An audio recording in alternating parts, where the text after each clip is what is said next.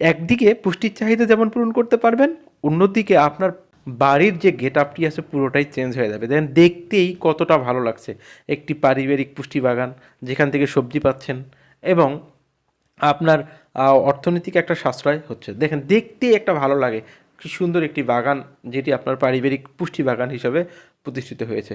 সম্মানিত দর্শক শ্রোতা, এটি যদি আপনাদেরকে এতটুকু উপকার হয়ে থাকে তাহলে আমাদের সার্থকতা।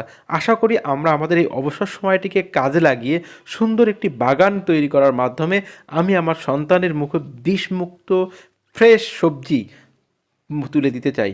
তার আলোকে আজকের এই ভিডিওটি। দেখা হবে আবারও কোনো নতুন এপিসোড নিয়ে, নতুন কোনো প্রযুক্তি নিয়ে। সে পর্যন্ত আল্লাহ হাফেজ। আসসালামু আলাইকুম ওয়া রাহমাতুল্লাহ।